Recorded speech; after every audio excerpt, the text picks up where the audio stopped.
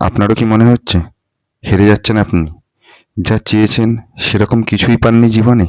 খুবই খারাপ যাচ্ছে এই সময়টা? চিন্তা করবেন না, এই সময়টাও চলে যাবে। ফিরে আসবে ভালো সময়। আপনার বয়স যতই হোক, 18, 20, 25, 30, 35, 40, 50, 60, 70, খারাপ সময় জীবনে আসবেই। তবে তখন লড়ে দাঁড়াতে হবে, মন শক্ত করতে হবে, তবেই এই সময়টা যাবে। চলুন আজকের গল্পটা শোনা যাক, তাহলে বুঝবেন। রাত্রি এখন প্রায় 11টা। ট্রেন আসতে এখনো একটু দেরি আছে। পকেট থেকে আরও একটা সিগারেট বের করলো নীল। ঠান্ডা একটু পড়েছে, রাতের দিকে ভালোই তা বুঝতে পারা যায়। রেল লাইনের ধারে একটা জায়গায় একা বসে আছে সে। চারদিকে কোনো মানুষ নেই, একদম নিস্তব্ধ একটা জায়গা। মনে মনে ভাবছিল আজ সারাদিনের কথা। আজ সকাল থেকে ইচ্ছা করেই ফোনটা বন্ধ রেখেছিল, কিন্তু সন্ধ্যার পর থেকে কোনো একজনের সাথে কথা বলার জন্য মন ছটফট করছিল ভীষণ। কিন্তু এমন কেউ ছিল না যার সাথে কোনো কারণ ছাড়া একটু কথা বলা যাবে। বাড়ি থেকে বের হওয়ার সময় নীলের পোষ্য বারবার ঘেউ ঘেউ করছিল, জানান দিচ্ছিল সে আসছে, সে অপেক্ষা করে থাকবে নীলের জন্য। ট্রেনটা আসার সময় হয়ে গেছে। 30 মিনিট হয়ে গেল, এখনো একাই বসে আছে সে এখানে। ট্রেনের শব্দ শুনতে পেল নীল। ট্রেন আসছে। উঠে দাঁড়ালো সে। লাইন ধরে হাঁটতে শুরু করলো। আলো আঁধারিতে চোখ তুলে তাকালো ট্রেনের দিকে। খুব কাছেই চলে এসছে। আর একটু। ঠিক সেই মুহূর্তে দেখলো তার সামনে দিয়ে একটা ছেলে ছুটে যাচ্ছে। নীল পরিষ্কার বুঝতে পারছে ছেলেটার উদ্দেশ্য। ঠিক এই মুহূর্তে নীলের কি হলো নীল নিজেই বুঝতে পারল না। তার শুধু মনে হলো ছেলেটাকে বাঁচাতেই হবে। ছুটে গেল ছেলেটার দিকে। তারপর ছেলেটার জামার কলার ধরে টেনে দিতেই পাশে গিয়ে পড়ল দুজন। ট্রেন দুরন্ত গতিতে চলে গেল। পাশে থাকা পাথরগুলোতে নীলের হাতটা একটু লেগেছে। দেখলো অনেকটা কেটেও গেছে। হাতটা দেখতে দেখতে খেয়াল হলো ছেলেটা না উঠেই ওইভাবে শুয়ে শুয়ে কাঁদছে। নীল কিছুক্ষণ বসে থাকলো ছেলেটার জন্য, একদম চুপ করে, কোনো প্রশ্ন করলো না। 15 মিনিট পর ছেলেটার হাত ধরে বলল, চলো এবার ওঠো, সামনেই তো রেল স্টেশন, একটু চা খেয়ে আসি। ছেলেটা হতভম্বের মতো তাকিয়ে থাকলো নীলের দিকে। নীল এবার দু হাতে ধরে ছেলেটাকে তুলে ধরলো। তারপর সামনে পড়ে থাকা ছেলেটার জুতোটা নিয়ে এসে ছেলেটার পায়ে পরিয়ে দিল।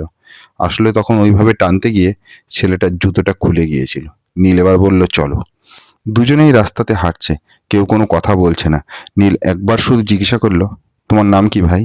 ছেলেটা বলল, আমার নাম অমর। অমর বিশ্বাস। নীল আর কোনো কথা বলল না। ছেলেটি বয়সে বড়জোর 25 থেকে 26 বছর। এত কম বয়সী ছেলেটার জীবনে এমন কি ঘটেছে যার জন্য এমন পথ বেছে নিল? ছেলেটাকে নিয়ে রেল স্টেশনের কাছে একটি চায়ের দোকানে এসে বসলো নীল। এই চায়ের দোকানটা সারা রাত খোলা থাকে। নীল 2 কাপ চা নিয়ে এসে ছেলেটার দিকে 1 কাপ চা ধরে বলল, এই নাও অমর। অমর কাঁপা কাঁপা হাতে চাটা নিল। নীল নিজের জ্যাকেট খুলে অমরের গায়ে জড়িয়ে দিল। অমরের সামনে বসে নীল আরও একটা সিগারেট ধরালো। এক হাতে সিগারেট আর এক হাতে চায়ের কাপ। নীল বলল, আচ্ছা অমর, তোমার কাছে জীবনের সংজ্ঞা কি?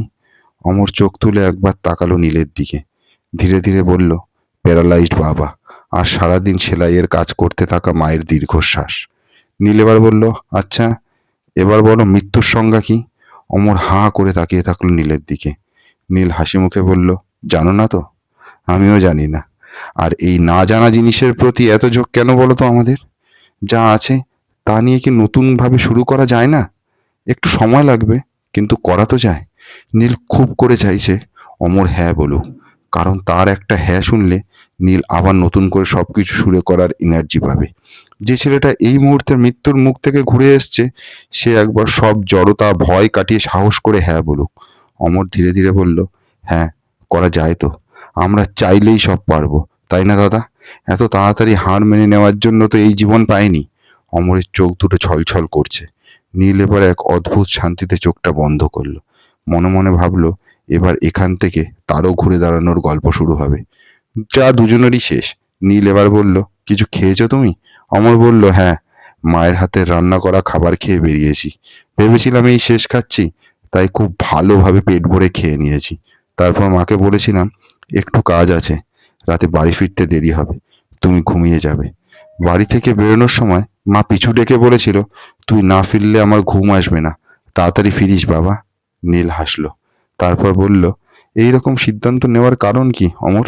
অমর বলল, আমাকে পড়াতে গিয়ে বাবা মায়ের সব টাকা শেষ। বর্তমানে বাবা স্ট্রোক হয়ে প্যারালাইজড হয়ে আছেন। মা কোন রকমে সেলাইয়ের কাজ করে সংসার চালাচ্ছেন। বাবার এত ওষুধপাতি, সংসারের যাবতীয় খরচ মা একা সামলাতে পারছে না। আমি একটা কাজের জন্য এদিক ওদিক ঘুরছি। এত ভালো নাম্বার পেয়েও কিছু হচ্ছে না। নীল আবার একটা সিগারেট ধরালো। তারপর বলল, আরও কিছু গল্প আছে তোমার জীবনে যা এখনো বলনি। অমর এবার হাউ হাউ করে কাঁদতে আরম্ভ করলো। বলল, কাল নেহার বিয়ে। ভেবেছিলাম একটা জব পাই, তারপর মনের কথা নেহাকে বলবো। আরও কিছুক্ষণ কাঁদার পর অমর একটু হালকা হলো। তারপর বলল, আমি ভুলই করছিলাম দাদা। এইভাবে স্বার্থপরের মতো চলে যাচ্ছিলাম। আমার মা বাবার কি হবে আমি না থাকলে, সে কথা একবারের জন্য ভেবে দেখিনি। নীল বলল, আমি একটা উপকার করতে পারি তোমার। অমর অবাক হয়ে বলল, কি উপকার দাদা? নীল বলল, জবের একটা ব্যবস্থা করতে পারি। অমর অনেকটা আশা নিয়ে নীলের দিকে তাকিয়ে বলল, সত্যি বলছেন দাদা? নীল বলল, সেনগুপ্ত ইন্ডাস্ট্রির নাম শুনেছ? তার মালিক নীলাদ্রি সেনগুপ্তকে চেনো? অমর বলল, না দাদা, তাকে কোনোদিন চোখে দেখিনি, তবে নাম শুনেছি। আচ্ছা দাদা, নীলাদ্রি সেনগুপ্তর জীবনেও তো একটা ঘটনা ঘটেছে, তাই না? একটা অ্যাক্সিডেন্টে তার মিসেস আর মেয়ে মারা গেছে না? নীল বলল, হ্যাঁ ঠিকই বলেছ। অমর বলল, তিনি এখন কেমন আছেন কে জানে। নীল বলল, ধীরে ধীরে আবার সে উঠে দাঁড়াচ্ছে। আমি তাকে খুব ভালো করে চিনি। এই নাও কার্ড, কাল সকাল 10টার মধ্যে চলে আসবে এই ঠিকানায়। জব পেয়ে যাবে, স্যালারিও ভালোই পাবে। অমর নীলের হাতটা ধরে বলল, তুমি যে কত উপকার করলে দাদা, তা তুমি নিজেও জানো না। তুমি আমাকে নতুন জীবন দিলে। আমি তোমার এই দিন কোনোদিন ভুলবো না। নীল হেসে বলল, রাত হয়ে গেছে অনেক, যাও এবার বাড়ি চলে যাও। অমর হেসে বলল, ঠিক আছে দাদা। অমর কিছুটা হেঁটে সামনে এগিয়ে গেল। পকেট থেকে ফোনটা বের করে সুইচ অন করে দেখলো তার মা অনেকবার ফোন করেছে। অমর বুঝতে পারল জীবনের সংজ্ঞা কি। তাই ঘুরে নীলকে কিছু বলতে গিয়ে দেখলো নীল সেখানে নেই। মনে মনে বলল, দাদা, তোমার নামটাও জানা হলো না, আর তোমাকে বলা হলো না জীবন মানে অপেক্ষা। এই যে আমার মা না ঘুমিয়ে অপেক্ষা করছে আমার জন্য, এটাই আমার জীবনের সংজ্ঞা। ধন্যবাদ দাদা, আমাকে নতুন জীবন দেওয়ার জন্য। অমর এবার দীর্ঘশ্বাস ছেড়ে বলল, ভালো থাক নেহা, অনেক সুখী হ। তারপর অমর ফোনটা বের করে মাকে ফোন করলো। ওই প্রান্তে মা তাড়াতাড়ি ফোনটা ধরে বলল, কোথায় আছিস বাবা? রাত হয়েছে অনেক, বাড়ি ফিরে আয়। অমর এবার হেসে বলল, হ্যাঁ মা, ফিরছি। একটা কাজের সন্ধান পেয়েছি, কাল 10টাতেই বেরোতে হবে। নীলও বাড়ি ফিরে এলো। গেটের কাছে এসে নেম প্লেটে লেগে থাকা ধুলো মুছে নামগুলো দেখল। নীলাদ্রি সেনগুপ্ত, অহনা সেনগুপ্ত, আত্রেয়ী সেনগুপ্ত। নীল মনে মনে বলল, তোমরা আজীবন আমার এই হৃদয়ে থেকে যাবে। তবে এবার আমাকে আমার কাজে মন দিতে হবে। অনেক মানুষ ভালো নেই, তাদের আলোর দিশা দেখাতে হবে।